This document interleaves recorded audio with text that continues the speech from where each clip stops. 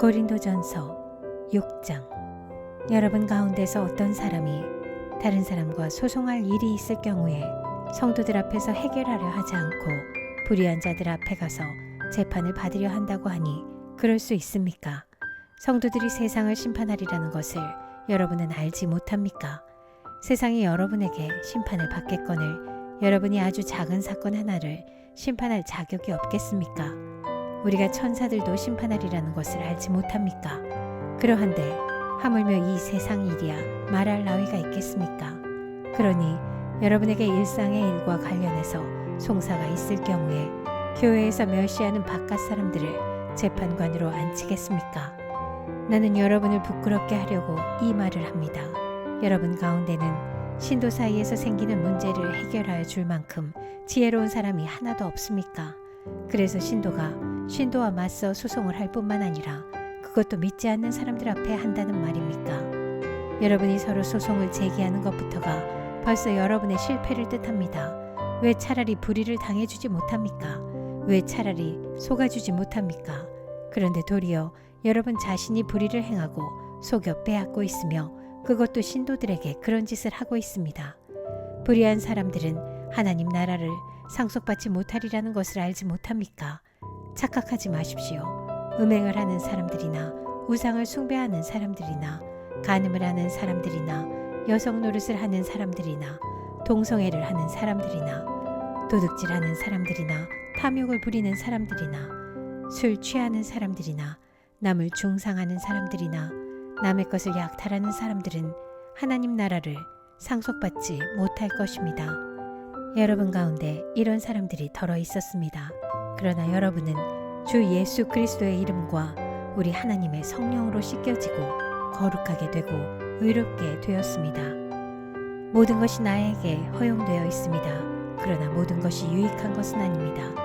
모든 것이 나에게 허용되어 있습니다. 그러나 나는 아무 것에도 제재를 받지 않겠습니다. 음식은 배를 위한 것이고 배는 음식을 위한 것입니다. 그러나 하나님께서는 이것도 저것도 다 없애버리실 것입니다. 몸은 음행을 위하여 있는 것이 아니라 주님을 위하여 있는 것이며 주님은 몸을 위하여 계십니다. 하나님께서 주님을 살리셨으니 그의 권능으로 우리도 살리실 것입니다. 여러분의 몸이 그리스도의 지체라는 것을 알지 못합니까? 그런데 내가 그리스도의 지체를 떼어다가 창녀의 지체를 만들 수 있겠습니까? 그럴 수 없습니다. 창녀와 합하는 사람은 그와 한 몸이 된다는 것을 알지 못합니까? 두 사람이 한 몸이 될 것이다 하신 말씀이 있습니다. 그러나 주님과 합하는 사람은 그와 한 영이 됩니다. 음행을 피하십시오. 사람이 짓는 다른 모든 죄가 자기 몸 밖에 있는 것이지만 음행을 하는 자는 자기 몸에다가 죄를 짓는 것입니다. 여러분의 몸은 여러분 안에 계신 성령의 성전이라는 것을 알지 못합니까? 여러분은 성령을 하나님으로부터 받아서 모시고 있습니다. 여러분은 여러분 자신의 것이 아닙니다. 여러분은 하나님께서 값을 치르고 사들인 사람입니다. 그러므로 여러분의 몸으로 하나님을 영화롭게 하십시오. 고린도전서 7장. 여러분이 적어보낸 문제를 두고 말하겠습니다. 남자는 여자를 가까이 하지 않는 것이 좋습니다. 그러나 음행에 빠질 유혹 때문에 남자는 저마다 자기 아내를 두고 여자도 저마다 자기 남편을 두도록 하십시오. 남편은 아내에게 남편으로서의 의무를 다하고 아내도 그와 같이 남편에게 아내로서의 의무를 다하도록 하십시오. 아내가 자기 몸을 마음대로 주장하지 못하고 남편이 주장합니다. 마찬가지로 남편도 자기 몸을 마음대로 주장하지 못하고 아내가 주장합니다. 서로 물리치지 마십시오. 여러분이 기도에 전념하기 위하여 얼마 동안 떨어져 있기로 합의한 경우에는 예외입니다. 그러나 그 뒤에 다시 합하십시오. 여러분이 절제하는 힘이 없는 틈을 타서 사탄이 여러분을 유혹할까 염려되기 때문입니다. 그러나 내가 이것을 말하는 것은 그렇게 해도 좋다는 뜻으로 말하는 것이지 명령으로 말하는 것은 아닙니다. 나는 모든 사람이 다 나와 같이 되기를 바랍니다. 그러나 각 사람은 하나님께로부터 받은 은사가 있어서 이 사람은 이러하고 저 사람은 저러합니다. 결혼하지 않은 남자들과 과부들에게 말합니다. 나처럼 그냥 지내는 것이 그들에게 좋습니다. 그러나 절제할 수 없거든 결혼하십시오. 욕정에 불타는 것보다는 결혼하는 편이 낫습니다. 결혼한 사람들에게 말합니다. 이것은 나의 말이 아니라 주님의 명령입니다. 아내는 남편과 헤어지지 말아야 합니다. 만일 헤어졌거든 재혼하지 말고 그냥 지내든지 그렇지 않으면 남편과 화해하여야 합니다. 그리고 남편도 아내를 버리지 말아야 합니다. 그 밖의 사람들에게 말합니다. 이것은 나의 말이요 주님의 말씀은 아닙니다. 어떤 교우에게 믿지 않는 아내가 있는데 그 여자가 남편과 같이 살기를 원하면 그 여자를 버리지 말아야 합니다. 또 어떤 여자에게 믿지 않는 남편이 있는데 그가 아내와 같이 살기를 원하면 그 남편을 버리지 말아야 합니다. 믿지 않는 남편은 그의 아내로 말미암아 거룩해지고 믿지 않는 아내는 그 남편으로 말미암아 거룩해졌습니다. 그렇지 않으면 그들의 자녀도 깨끗하지 못할 것인데 이제 그들은 거룩합니다. 그러나 믿지 않는 사람 쪽에서 헤어지려고 하면 헤어져도 됩니다. 믿는 형제나 자매가 이런 일에 얽매일 것이 없습니다. 하나님께서는 여러분을 부르셔서 평화롭게 살게 하셨습니다. 아내 된 이여 그대가 혹시나 그대의 남편을 구원하는지 어찌합니까? 남편 된 이여 그대가 혹시나 그대의 아내를 구원하는지 어찌합니까?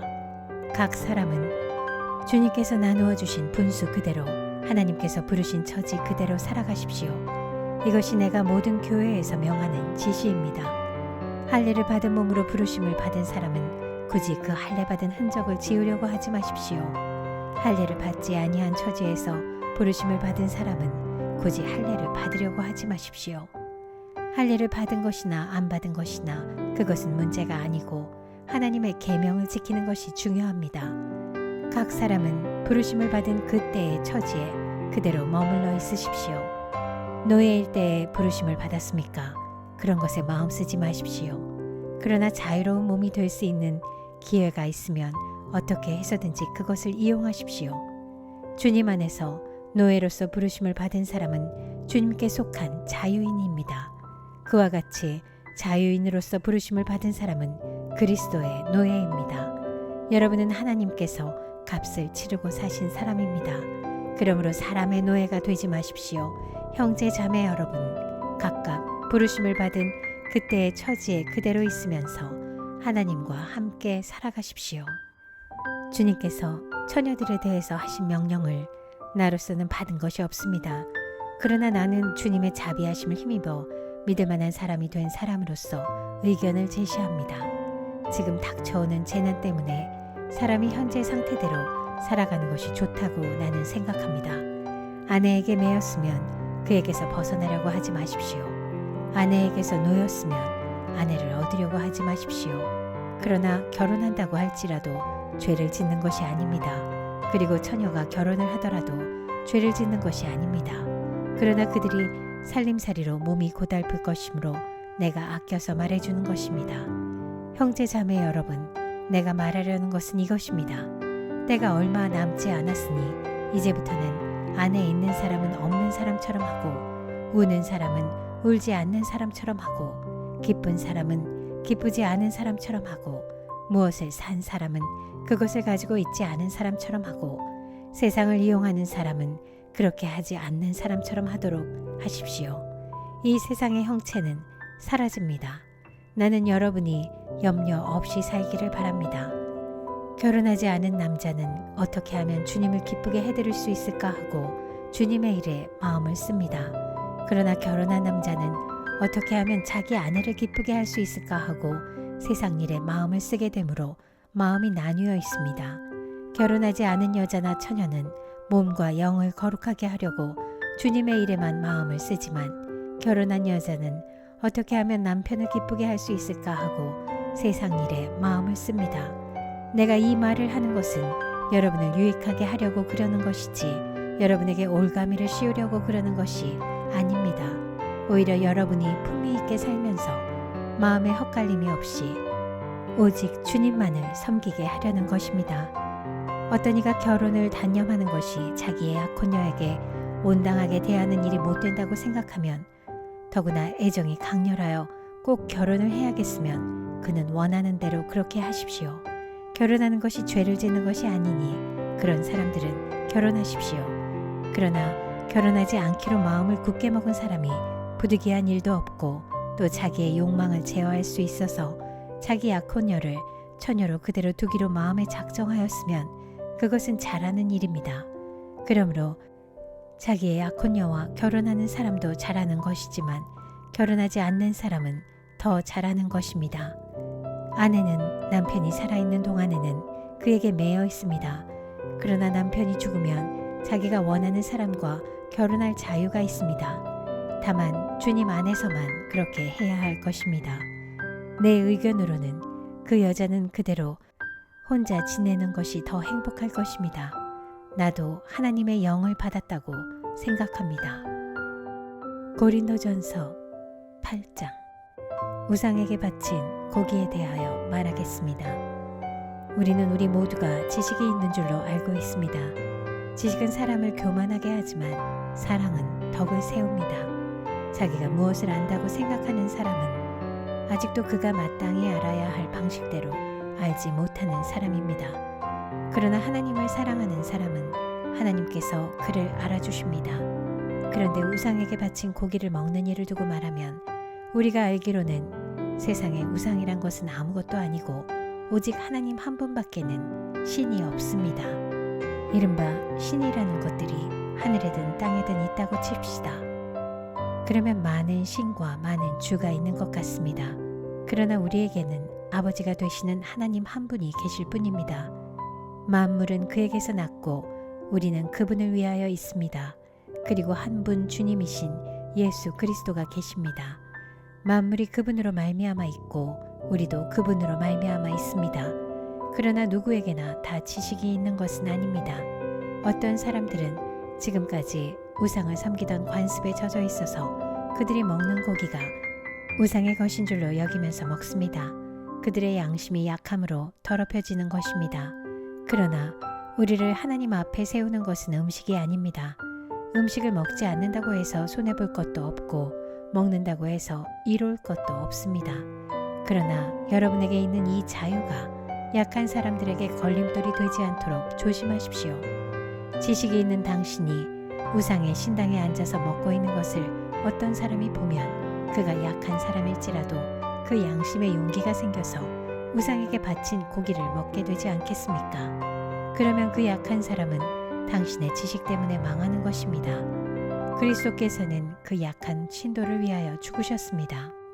이렇게 여러분이 형제자매들에게 죄를 짓고 그들의 약한 양심을 상하게 하는 것은 그리스도께 죄를 짓는 것입니다.